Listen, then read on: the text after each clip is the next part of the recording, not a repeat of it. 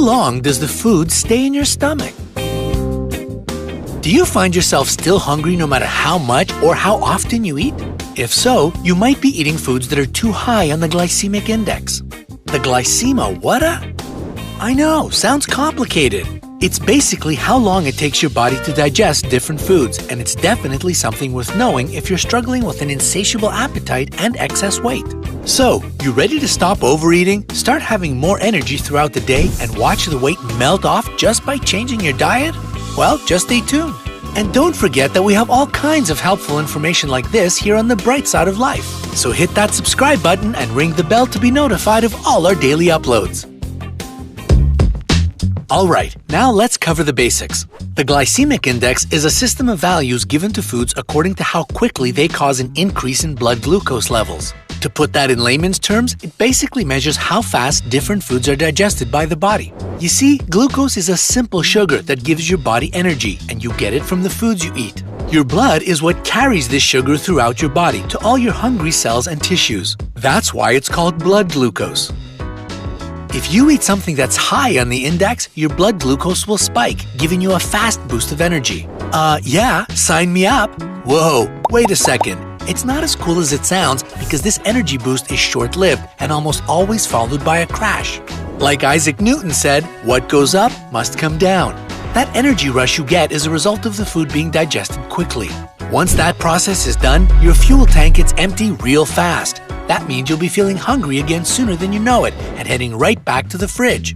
In a nutshell, if you're eating lots of these fast-digesting foods, you may find that you're eating way more than you should. Now, I'm not saying that the kitchen isn't my favorite place in the house, because it certainly is. But of course, we all know the main problem when it comes to spending too much time there. Getting into that vicious cycle of overeating high glycemic foods almost always leads to weight gain. Plus, since these foods have so much glucose in them, your body takes what it needs and then stores the rest as fat. Well, not unless you're one of those lucky people that eat what you want and don't gain an ounce. Anyway, as for the rest of us, added weight comes with health risks like cardiovascular disease, kidney failure, and diabetes. So it's better to avoid these foods or consume them in moderation. On the flip side, foods that are low on the index release glucose, aka fuel for your body, in a slow and steady manner. And since these foods are metabolized slowly, they take a while to leave your digestive system, which means you feel full for longer and won't need to constantly overeat just to keep your body going. But the glycemic index is a bit more complex than just high and low. Foods and drinks are actually split into 3 groups: low, medium, and high. Low items rate from 1 to 55, medium is from 56 to 69, and high items are from 70 and above. If you're not sure about a certain food, you can always look up its glycemic value on the internet. Now that you know all the technicalities and terminology, let's just see how different foods rate on the scale. Number 1. Foods that digest slowly, low glycemic value. Vegetables like green leafy veggies, boiled or raw carrots, vegetable soups, and plantains. Most fruits, such as raw apples, oranges, mangoes, canned peaches, apple juice, and orange juice. Foods with complex carbs, which include whole grain breads, flatbread, barley, sweet corn, spaghetti, oatmeal, and noodles. Dairy, that's whole milk, skim milk, and yogurt. Nuts and legumes like cashews, peanuts, chickpeas, and most beans. Number 2. Foods that digest moderately, a medium glycemic value. Vegetables like sweet potatoes and pumpkins.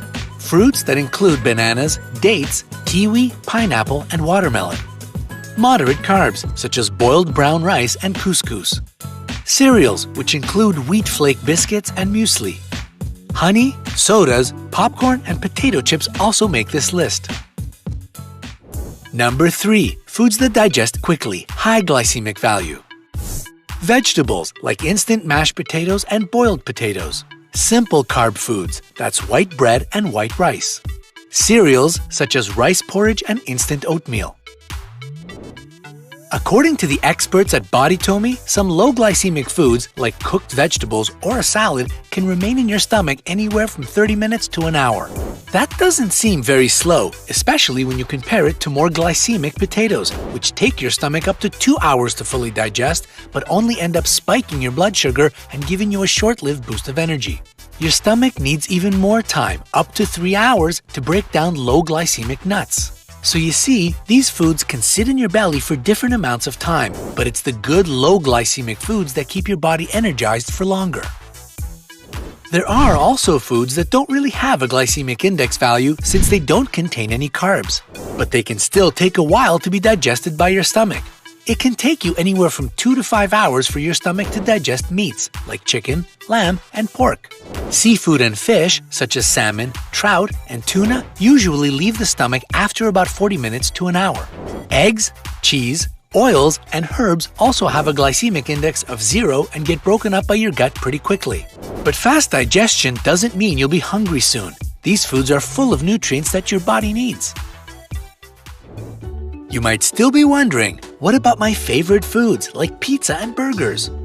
The case for pizza is an interesting one. If you're having pizza that's just dough, cheese, and sauce, that might rate high on the glycemic index, mostly because of that dough. But believe it or not, adding toppings actually makes your slice healthier. A deluxe-style pizza with all the toppings can reduce glucose levels because the protein and fats in the toppings will slow down the process of breaking the food down into glucose.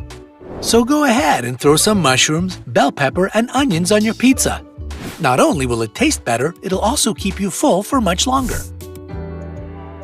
Just don't fall into the trap of thinking all low glycemic foods must be healthy. You might encounter foods that will be low on the index, but if they're processed, they most likely still contain tons of saturated fats, sugar, and empty calories. Take cheeseburgers, for instance. They rate pretty low on the glycemic scale, but this doesn't mean that big greasy burger is going to provide you with long-lasting energy or help you lose weight. You still need to be mindful of the nutritional value of foods, which the glycemic index doesn't tell you. For example, whole milk has a low glycemic value, but it's also high in fat, so it won't be suitable for weight loss. Plus, since low glycemic foods digest more slowly, if you eat only these types, you risk overworking your digestive system. Everything's about balance, you know? Also, keep in mind that the exact time it takes you to metabolize the foods we've mentioned today will also depend on your physical health, age, gender, activity level, and the general state of your digestive system. Now that you've learned all there is to know about digestion time for different kinds of foods, are you consuming low or high glycemic products? Will you change your diet after watching this video? Let us know in the comments below. Don't forget to give this video a thumbs up and share it with your friends to help them out too. Be sure to subscribe and join us on the bright side of life.